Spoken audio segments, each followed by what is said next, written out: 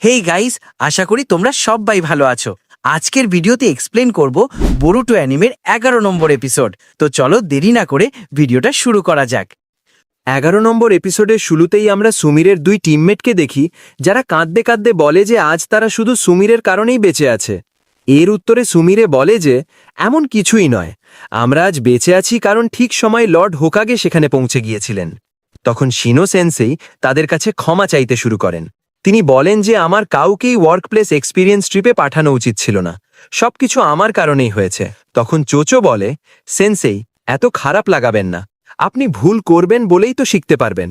তখন সুমিরে বলে যে তার তত বেশি চোট লাগেনি, তাই কারোর চিন্তা করার কোনো দরকার নেই। তারপর সে জিজ্ঞেস করে বোরুটো আর বাকিরা কোথায়। এতে মেটাল লি বলতে শুরু করে, ভালোই হয়েছে ওরা এখানে নেই, ওদের মতো চেঁচামেচি করা লোকেরা এখানে থাকলে সুমিরে ঠিকমতো বিশ্রামই নিতে পারত না। সে কথা বলতেই ছিল, এমন সময় বোরুটো জোরে দরজা খুলে ফেলে আর বেচারা লি নিচে পড়ে যায়। তারপর বোরুটো দৌড়ে সুমিরের কাছে এসে বলে যে আজ যা কিছু হয়েছে সব তার কারণেই হয়েছে, যদি সে আগে সেই শ্যাডোটাকে ধরতে পারত তাহলে এমনটা হতো না। কিন্তু সুমিরে কিছুই বুঝতে পারে না।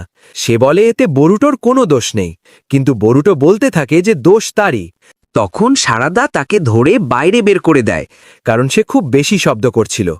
বাইরে এসে বোরুটো দুঃখ করে বলতে থাকে, যদি সে ঠিকমতো মেল ডেলিভারি করত তাহলে আজ পুরো দিনটা তার হাতে থাকত, তাহলে হয়তো সে সেই ব্লু শ্যাডোটাকে ধরতেও পারত।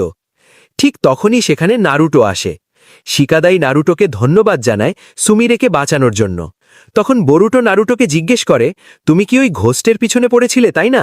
যদি কিছু জানতে পারো তাহলে আমাকে অবশ্যই জানাবে। এই কথা শুনে নারুটো বোরুটোকে কান ধরে এক জায়গায় নিয়ে যায়, যেখানে সেই মানুষটাকে চিকিৎসা দেওয়া হচ্ছিল যার ভিতরে ব্লু শ্যাডো ভর করেছিল। নারুটো বোরুটোকে বলে যে এই সেই লোক যে তোমার ক্লাসমেটদের ওপর হামলা করেছিল, আর লোকটির শরীরে প্রায় পুরো চক্রা শেষ হয়ে গিয়েছে। তোমরা যে এই দুর্ঘটনা থেকে বেঁচে গিয়েছ এটা তোমাদের ভাগ্যের ব্যাপার, আর এই কেসটা এখন কোনো বাচ্চাদের ব্যাপার নয়। বোরুটো রেগে বলে, আমি সবকিছুই জানি।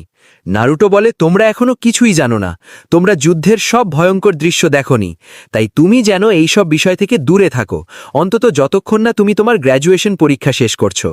কিন্তু তখন শিনো সেন্সেই এসে বলে যে তিনিই বোরুটোকে এসব করতে বলেছিলেন। নারুটো বলে, তুমি তো জানো বোরুটো এখনো এইসব করার জন্য খুব ছোট। কিন্তু শিনো সেন্সেই বলেন যে আমি বোরুটোর শিক্ষক, এবং আমি জানি বোরুটো কি করতে পারে আর কি করতে পারে না। আর তাছাড়াও মাঝে মাঝে ছোটরাও এমন কাজ করতে পারে যা বড়রাও করতে পারে না। তখন নারুটো হার মেনে বলে, যদি তোমার এমনই মনে হয় তাহলে আমি বোরুটোকে তোমার উপরই ছেড়ে দিচ্ছি। এটা বলে নারুটো সেখান থেকে চলে যায়। আমরা দেখি শিনো সেন্সেই নারুটোর সাথে মিথ্যা কথা বলেছিলেন। তিনি এটা করেছিলেন কারণ যখন ব্লু শ্যাডো তার উপর ভর করেছিল তখন বোরুটো আর তার বন্ধুরাই তাকে বাঁচিয়েছিল।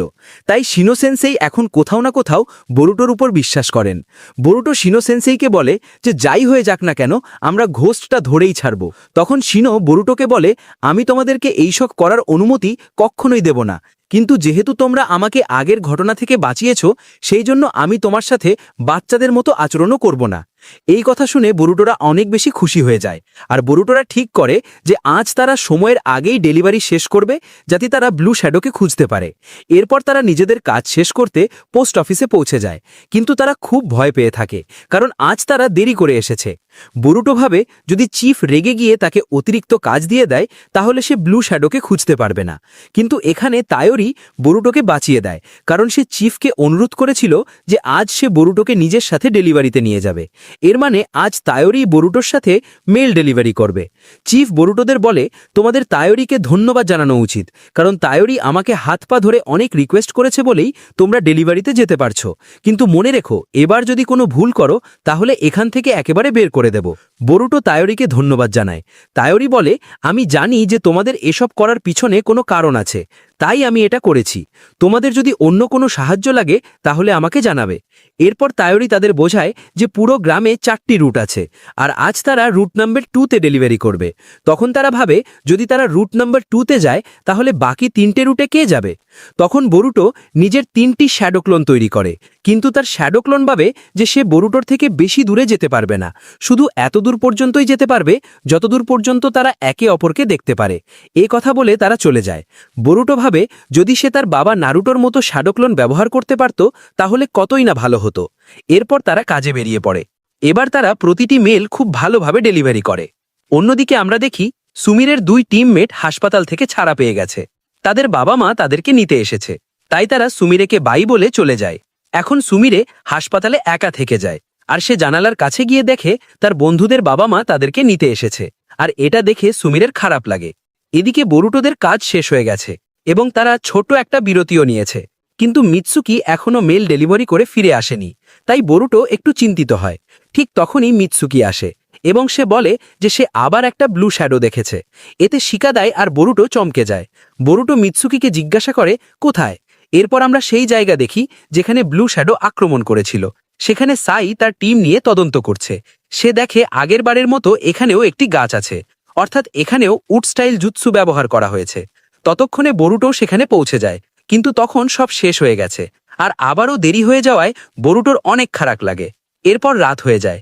আমরা দেখি সাই নিজের তদন্ত চালিয়ে যাচ্ছে। তখন নারুটো সেখানে এসে তাকে বলে যে আমি রামেন খেতে যাচ্ছি, তুমি কি আমার সাথে যাবে? কিন্তু সাই না করে দেয়, কারণ তাকে আজই তার কাজ শেষ করতে হবে। নারুটো তাকে নিজের উপর বেশি চাপ না দিতে বলে এবং বলে যে এর সাথে যদি ফাউন্ডেশনের কোনো হাত থাকে তাহলে এতে তোমার কোনো দোষ নেই।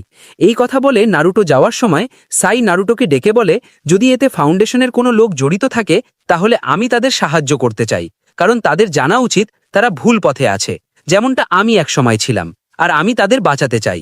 এরপর নারুটো রামেন খেতে চলে যায়। পরের দিন আবারও একটি ব্লু শ্যাডোর ঘটনা সামনে আসে, আর বরুটো আবারও দেরিতে পৌঁছায়। বরুটো বলে প্রতিবার এমন কেন হয়? আমরা যে রাস্তায় যাই সেটা ছেড়ে অন্য রাস্তায় কেন ব্লু শ্যাডো দেখা দেয়? বরুটোরা বুঝতে পারে যে কেউ আছে যে আগেই জানে সে কি করতে যাচ্ছে। এরপর বরুটো একটি পরিকল্পনা করে। তার প্ল্যান হলো এবার সে পুরো গ্রামের প্রতিটি রাস্তায় ব্লু শ্যাডো খুঁজবে। সে তার সব বন্ধুদের ডেকে আনে।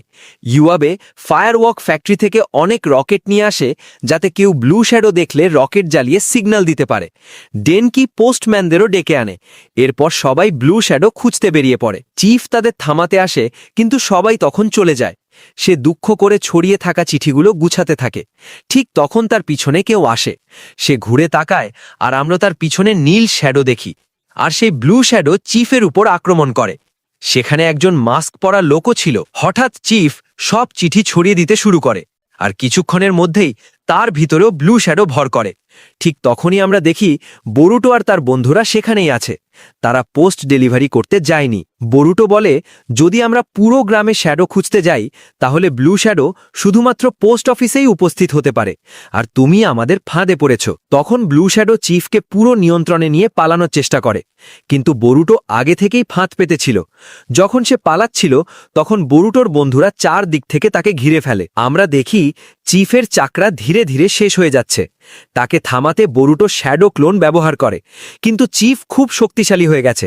সে বরুটোর সব শ্যাডো ক্লোন ধ্বংস করে দেয়। এরপর চিফ যখন আক্রমণ করবে ঠিক তখন ইউয়াবে নিজের জুৎসু ব্যবহার করে বরুটোকে বাঁচায়। এভাবে লড়াই করতে করতে কিছু পার্সেলের বক্স পড়ে ফেটে যাচ্ছিল, আর এটা দেখে তায়োরি অনেক কষ্ট পায়, আর একটা পার্সেল বাঁচাতে সেটা জড়িয়ে ধরে। বরুটোরা তাকে ফিরে আসতে বললে তায়োরি বলে অনেক মানুষ এই পার্সেলগুলোর জন্য অপেক্ষা করছে, আমরা এটা নষ্ট হতে দিতে পারি না। আর এটা দেখে চিফ শান্ত হতে শুরু করে, আর এই সুযোগে বরুটো এবং ইউয়াবে তারা দুজনে মিলে চিফের উপর আক্রমণ করে। চিফ দূরে গিয়ে পড়ে, আর তার ভিতর থেকে ব্লু শ্যাডো বেরিয়ে আসে, আর বরুটো তার চোখ দিয়ে সেই ছায়াটি দেখতে পায়। বরুটো বলে এবার তোমাকে আমি পালাতে দেব না, আর সেই ব্লু শ্যাডোর দিকে বরুটো পেপের বোম ছুঁড়ে মারে, কিন্তু সেই ছায়াটি সেখান থেকে টেলিপোর্ট হয়ে যায়। অন্যদিকে মাস্ক পরা লোকটি বরুটোর বন্ধুদের হাত থেকে পালিয়ে যায়। পালাতে পালাতে সে লাফ দেয়। মেটেলও তার পিছু নিয়ে লাফ দেয়, কিন্তু সেখানে পানি থাকায় মেটেল্লি পানিতে পড়ে যায়, আর মাস্ক পরা লোকটি পালিয়ে যায়। পরে আমরা দেখি সেই মাস্কধারী ব্যক্তি একটি টানেলের ভিতর ঢুকছে, কিন্তু মিৎসুকি তাকে পিছন থেকে আটকে দেয়, কিন্তু মিৎসুকি তাকে কিছু করে না, আর সেই মাস্কধারী ব্যক্তি সেখান থেকে পালিয়ে যায়। এরপর সিন পরিবর্তন হয়। আমরা দেখি চিফকে হাসপাতালে নিয়ে যাওয়া হচ্ছে।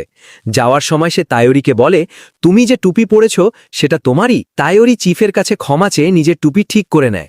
এদিকে মিৎসুকি এসে বরুটোকে বলে যে মাস্কধারী লোকটি তাদের হাত থেকে পালিয়ে গেছে, কিন্তু বরুটোরা অন্তত এতটা বুঝে যায় যে যেই হোক সেই মাস্কধারী ব্যক্তিটি তাদেরই পরিচিত কেউ হবে। এরপর বরুটো আর তার বন্ধুরা একসাথে পোস্ট অফিস পরিষ্কার করতে শুরু করে। এর পরের সিনে দেখানো হয় হাসিরামা সেল দিয়ে তৈরি নুয়ে নামে কোনো এক মনস্টারকে জাগিয়ে তোলা হয়েছে, আর সে বলে আমাদের সব থেকে বড় ইচ্ছা খুব শীঘ্রই পূরণ হতে চলেছে। আর এখানেই এই এপিসোড শেষ হয়ে যায়। যদি তুমি পরের এপিসোড মিস করতে না চাও তাহলে আমাদের চ্যানেলটা সাবস্ক্রাইব করে বেল আইকন অবশ্যই অন করে রাখবে। আর ভিডিওটি ভালো লাগলে ভিডিওটিতে লাইক করে দিও। সবাই ভালো থাকো, দেখা হবে পরের ভিডিওতে।